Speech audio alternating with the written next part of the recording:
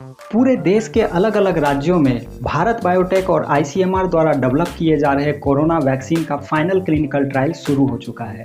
इसमें कई लोग शामिल हो चुके हैं और कई लोग शामिल होना भी चाहते हैं।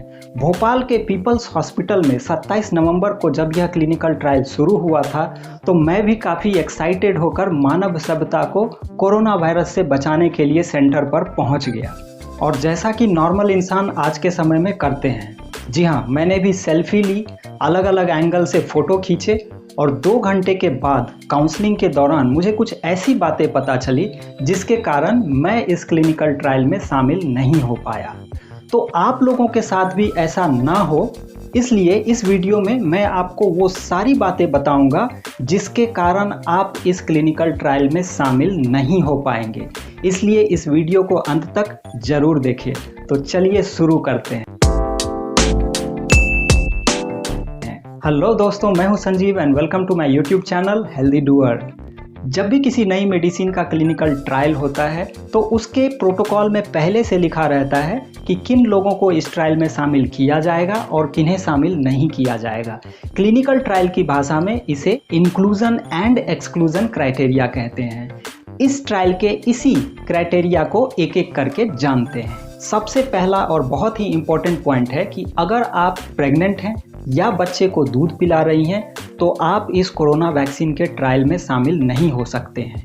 पर अगर आप प्रेग्नेंट नहीं हैं और आने वाले कुछ महीनों में बच्चे की प्लानिंग कर रहे हैं, तब भी आपको इस क्लिनिकल ट्रायल में शामिल नहीं होना चाहिए।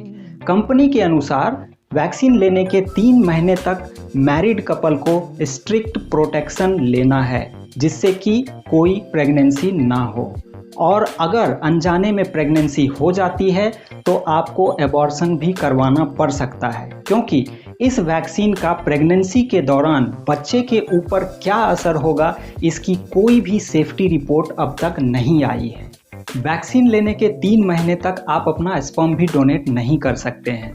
यहाँ पर मेरी रिकमेंडेशन तो यही रहेगी कि आप कम से कम 6 महीने से 1 साल तक बच्चे की प्लानिंग बिल्कुल भी ना करें अगर आपने ये वैक्सीन ले लिया है। दूसरा पॉइंट ये है कि अगर आपको 3 दिन के भीतर सर्दी, खांसी, बुखार, गले में खराश, डायरिया, वोमिटिंग इस तरह का कुछ भी हुआ है तो आप इस ट्रायल में शामिल नहीं हो सकते।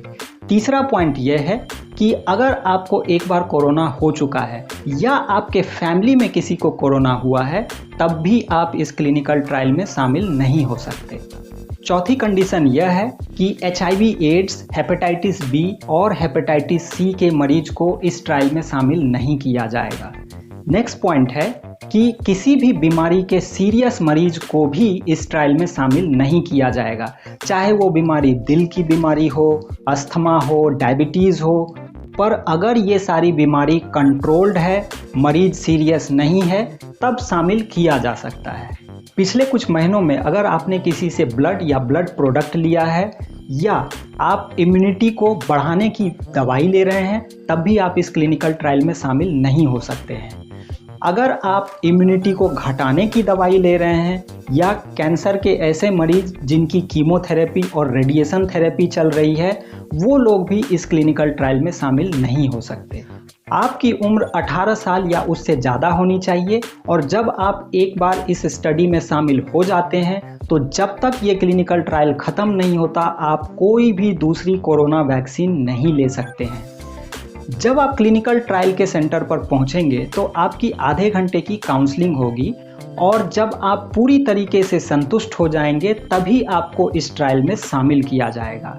एक बार जब इस स्टडी में आप शामिल हो जाएंगे तब भी आप पर कंपनी का कोई प्रतिबंध नहीं रहेगा। आप किसी भी समय इस ट्रायल को बीच में छोड़ के बाहर निकल सकते हैं। इस ट्रायल से जुड़ी कई महत्वपूर्ण जानकारियां मैंने अपने पिछले वीडियो में दी है, अगर आपने नहीं देखी है तो एक बार जरूर देख लें।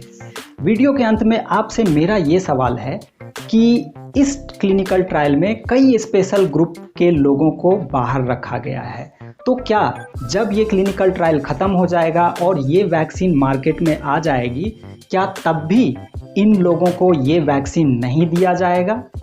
अपना जवाब कमेंट सेक्शन में ज़रूर दें। So that's it for this video. ये वीडियो अगर आपको इन्फॉर्मेटिव लगी तो इसे लाइक ज़रूर करें और ऐसे ही वीडियो के लिए चैनल को सब्सक्राइब करें। So thank you for watching and take care.